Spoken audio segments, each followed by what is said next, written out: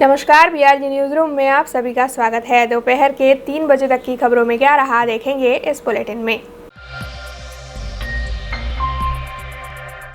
वडोदरा महानगर पालिका के वर्तमान बोर्ड को 1 साल पूरा होने की खुशी में आज जगह जगह विभिन्न कार्यक्रम आयोजित करवाए जा रहे हैं। उसी के तहत गोरवा की स्कूल में वडोदरा महानगर पालिका की ओर से सुकन्या समृद्धि योजना के तहत बेटियों का पहला प्रीमियम भरने के कार्यक्रम को आयोजित करवाया गया।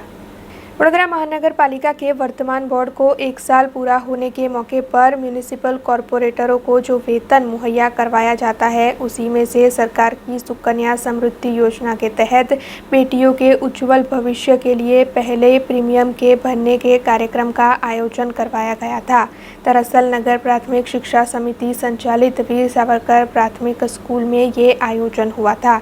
इस कार्यक्रम के तहत सांसद Ranjanben Bhatt, mayor Keyur Rokadiya, deputy mayor Nandaben Joshi, स्थायी समिति के चेयरमैन डॉक्टर हितेंद्र पटेल, शहर भाजपा प्रमुख डॉक्टर विजय शाह, नगर प्राथमिक शिक्षा समिति के चेयरमैन समेत सदस्यों की उपस्थिति रही थी। दरअसल इस कार्यक्रम के तहत सांसद रंजनबेन भट्ट की ओर से लाभार्थी छात्राओं के अभिभावकों को प्रीमियम भरने के बारे में मार्गदर्शन मुहैया करवाया गया। तो वहीं मेयर केयूर रोकड़िया की ओर से आज के मौके पर कॉरपोरेटरों के वेतन में से 5,000 बच्चियों का 12,90,000 का पहला प्रीमियम भरने की घोषणा की गई। बिल्कुल आजे कॉर्पोरेशन में अमरा मेयरश्री अने एमनी टीम ने कॉर्पोरेशन में बेसवाथी 1 वर्ष पूर्ण थयुं छे। वडोदरानी जनताए एमने चूंटीने प्रतिनिधित्व तरीके चूंटीने मोकल्या अने एवो कॉर्पोरेशन में बैठा पछी 1 वर्ष आज एमने पूर्ण थयुं छे।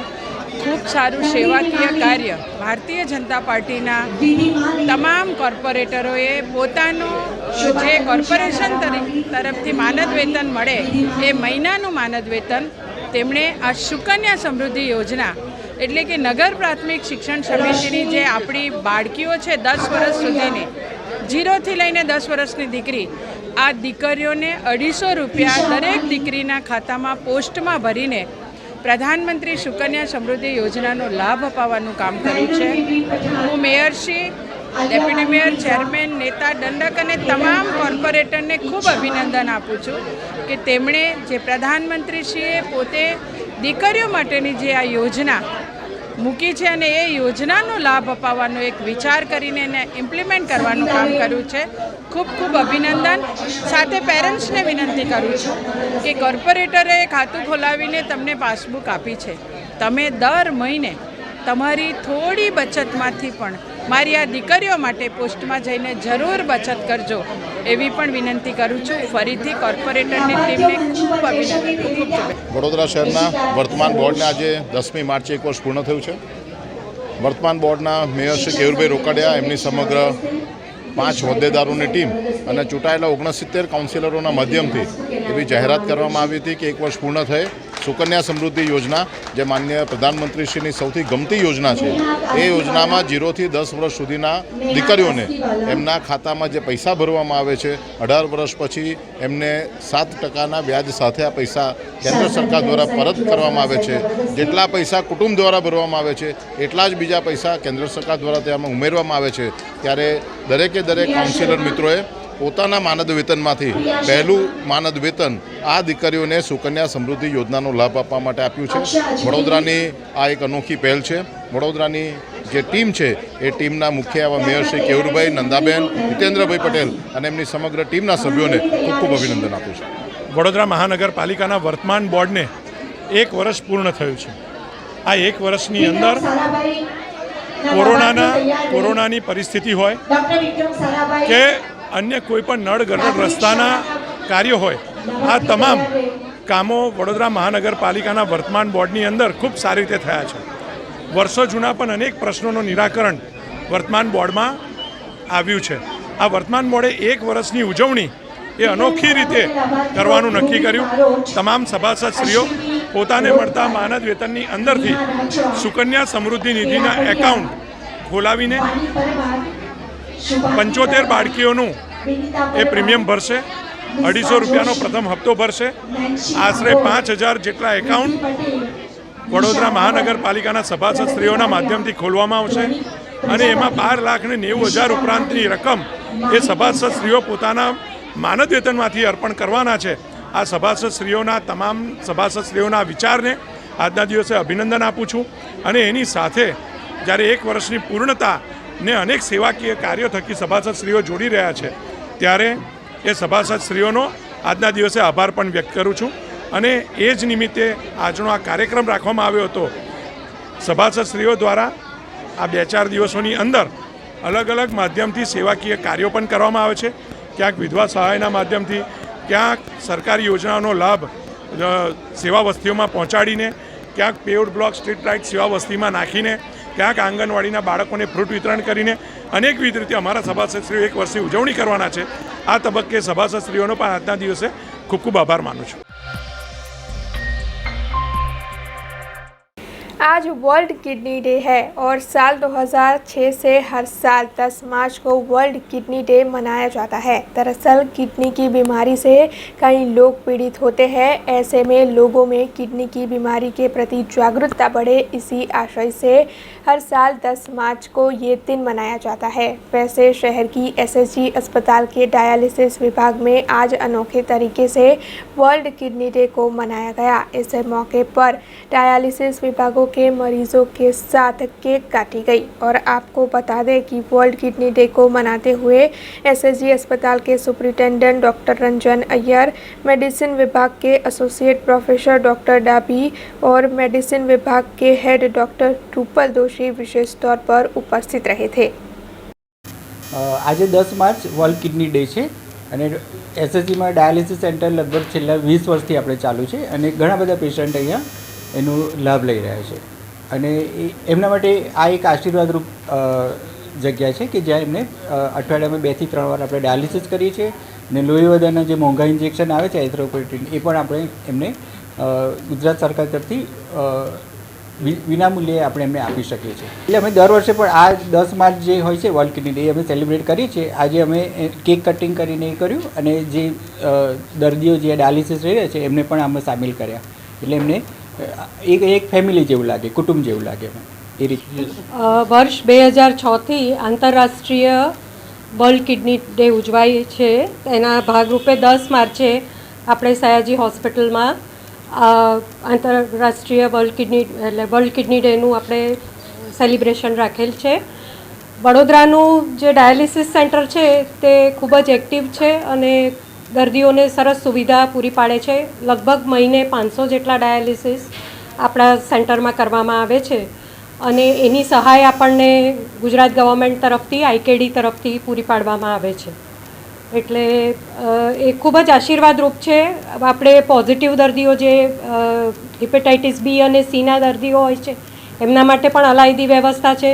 તેમજ કોરોના દરમિયાન પણ આ સુવિધા આપણે દર્દીઓને જે કિડની ફેલિયરમાં જતા હતા એ દરેક દર્દીઓને આપણે પૂરી પાડવામાં આવી છે. આ દિવસ ખાસ કરીને કિડનીના રોગોની અવેરનેસ ક્રિએટ કરવા માટે ઉજવવામાં આવે છે.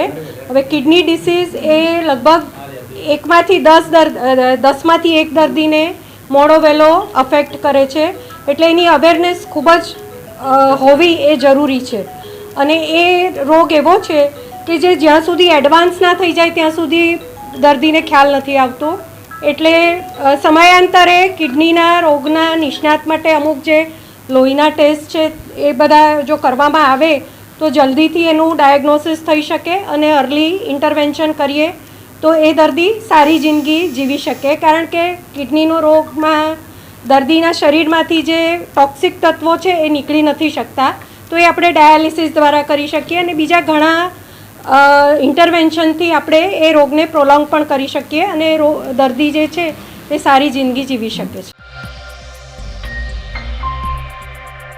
भारतीय जनता पार्टी के कॉरपोरेटरों के कार्यकाल को 1 साल पूरा हो चुका है. ऐसे में भारतीय जनता पार्टी की ओर से वडोदरा शहर में हर कॉरपोरेटर को एक इलाका गोद दिया है, जिसके तहत इन सभी कॉरपोरेटरों को अपने अपने गोद दिए इलाके में विकास के कार्य करने हैं और साथ ही वहां के लोगों की समस्याएं सुनकर उनकी समस्याओं को सुलझाना है. ऐसे में आरोग्य समिति के चेयरमैन डॉक्टर राजेश शाह की ओर से अपने गोद दिए इलाके में प्रधानमंत्री आवास योजना मंगल पांडे रोड पर डायबिटीज़ के निःशुल्क कैंप का आयोजन करवाया गया था, जिसके तहत वहां के लोगों को निःशुल्क डायबिटीज़ का चेकअप करवा कर दिया गया। इस मामले में आरोग्य समिति के चेयरमैन डॉक्टर राजेश शाह ने ज़्यादा जानकारी भी दी। અમારા કોર્પોરેટર તરીકેની મુદતનું 1 વર્ષ આજે પૂરું થયું છે। 1 વર્ષ પૂરું થયું છે એ હિસાબે દરેક કોર્પોરેટરને ભારતીય જનતા પાર્ટી તરફથી એક વિસ્તાર દત્તક વિસ્તાર તરીકે આપ્યો છે। દત્તક વિસ્તાર એટલે એ વિસ્તારના રોજબરોજના પ્રશ્ન, એનો વિકાસ, એના ડેવલપમેન્ટ માટે એ વધારે ફોકસ કરે અને વધારે સવલત ત્યાં ઊભી કરે। આ એનો મુખ્ય ઉદ્દેશ્ય છે।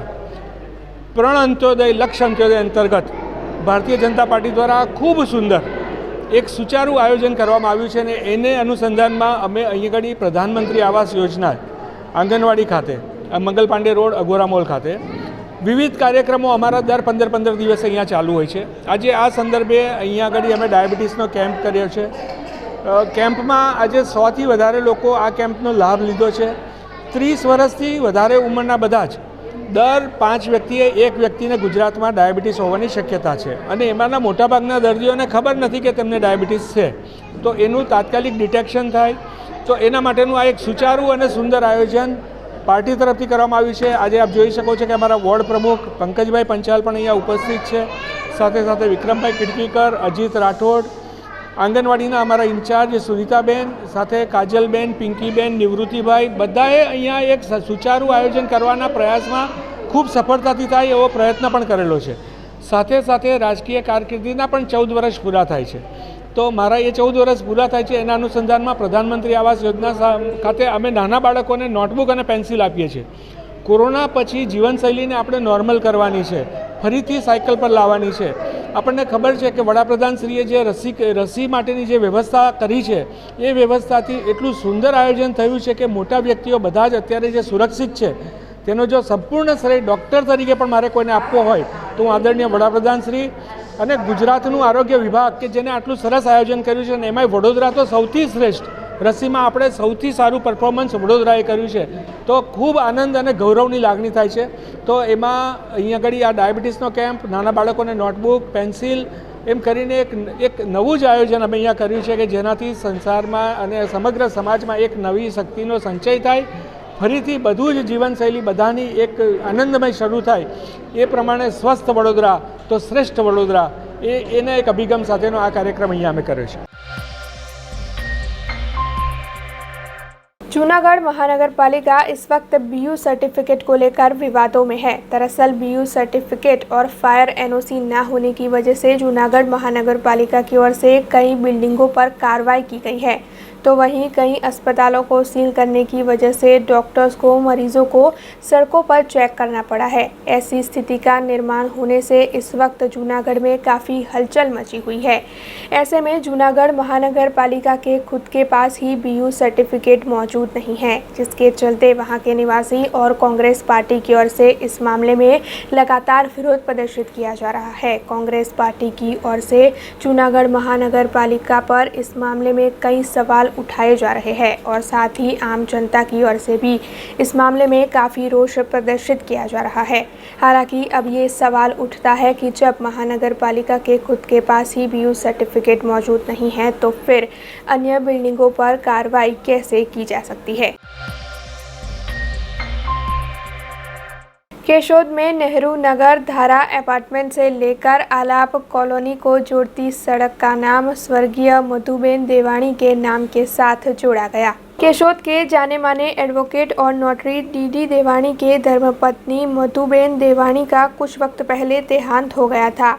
ऐसे में केशोद नगर पालिका की ओर से उन्हें सम्मानित करने के शुभ आशय से नेहरू नगर धारा अपार्टमेंट से लेकर आलाप कॉलोनी को जोड़ती सड़क का नाम मधुबेन देवाणी के नाम के साथ जोड़ने का फैसला किया गया, जिसके चलते आज सड़क के नामकरण की तख्ती का समारोह आयोजित किया गया था। इस मौके पर बड़ी तादाद में लोगों की उपस्थिति रही थी। वैसे इस समारोह के तहत स्वर्गीय मधुबेन देवानी की कामगिरी को काफ़ी सराहा गया और साथ ही उन्हें श्रद्धांजलि देते हुए उनकी नामकरण तख्ती का अनावरण किया गया।